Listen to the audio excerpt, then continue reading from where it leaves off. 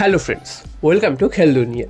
মোহনবাগান থেকে কি বিদায় নিচ্ছেন আনোয়ার আলী? তো আজকের দুপুরবেলা থেকে এই নিউজটা কিন্তু চারিদিকে বেরিয়ে এসছে। মোহনবাগানের এক ফ্যান্স ক্লাব তারা কিন্তু এই নিউজটি করেছেন, যেটা জানা যাচ্ছে যে আনোয়ার আলীর সাথে মোহনবাগান ম্যানেজমেন্টের কিন্তু একটা কিছু সমস্যা হচ্ছে, তার জন্য কিন্তু আনোয়ার আলী মোহনবাগান ছাড়তে পারে।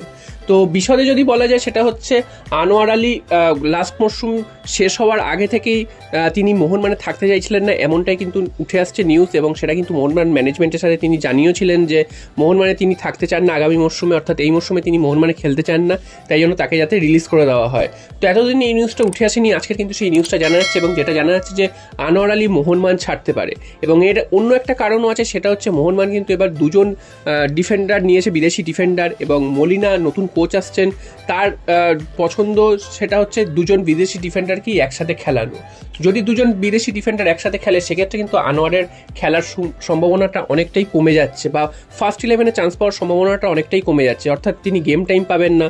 তো এবার তিনি দীর্ঘদিন কিন্তু চোটের জন্য বাইরে ছিলেন, এর আগে তিনি মোহনবাগানে প্রত্যাবর্তন করেন, এবং তিনি এই আশাই প্রত্যাবর্তন করেন যাতে তিনি গেম টাইম পান। তো এখন যদি তিনি গেম টাইম না পান সেক্ষেত্রে কিন্তু তার মোহনবাগানে থাকার কোনো যুক্তি নেই, সেটাই কিন্তু তিনি মনে করছেন, এবং তিনি যেই ক্লাবে গেম টাইম পাবেন সেখানেই তিনি যাবেন।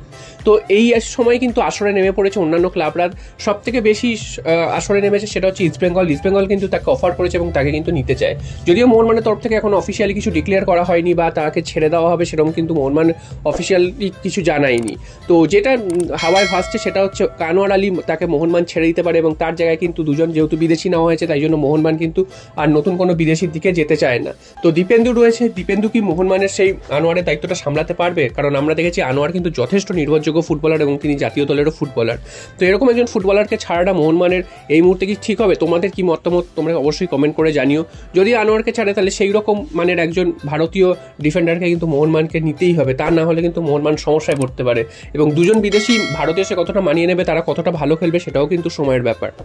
তো এটা কিন্তু একটা খুবই উদ্বেগজনক পরিস্থিতি মোহনবাগানের জন্য, কারণ মোহনবাগান কিন্তু সমস্ত ভারতীয় প্লেয়ারদের নিয়ে নিচ্ছে। হঠাৎ করে যদি আনোয়ারের মতন প্লেয়ার মোহনবাগান ছেড়ে দেয় তাহলে কিন্তু মোহনবাগান সমর্থকদেরও কিন্তু অনেকটা ধাক্কা খেতে হবে, এবং মোহনবাগান ডিফেন্সও কিন্তু অনেকটা ভেঙে পড়বে। তো আনোয়ার কিন্তু দীর্ঘদিন চোটের জন্য বাইরেও ছিল মোহনবাগানে, তো তারপরেও কিন্তু তিনি ফিরে এসে তার নিজের ছন্দ খেলার চেষ্টা করেছেন, যদিও চোট পাওয়ার পর তিনি কিন্তু অতটা সেই ছন্দে খেলতে পারেননি। তো দেখা যাক শেষ পর্যন্ত আনোয়ার মোহনবাগান ছাড়েন কিনা। যদি ছেড়ে দেন তাহলে কিন্তু মোহনবাগানের ডিফেন্স কিন্তু অনেকটাই বড় ধাক্কা খাবে, সেটা বলাই যায়। এরপর চলে আসি আরমান্দো সাদিকুর কথায়। তো আরমান্দো সাদিকু কি মোহনবাগানের ষষ্ঠ বিদেশি হিসেবে থেকে যাবেন না অন্য কেউ আসবে, সেটা নিয়ে কিন্তু এখনও জল্পনা অব্যাহত, এখনও কিন্তু কিছু ঠিক হয়নি।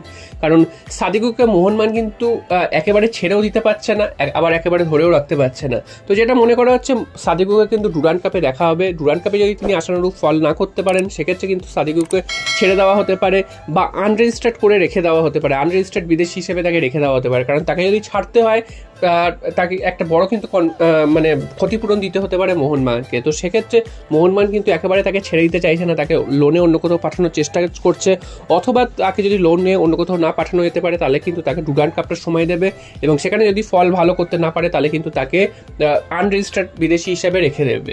তো দেখা যাক শেষ পর্যন্ত আরমান্দো সাদিকুর ভাগ্যই বা কী লেখা আছে, সেটাও কিন্তু যখনই জানতে পারবো তোমাদের কিন্তু অবশ্যই সাথে সাথে জানিয়ে দেবো।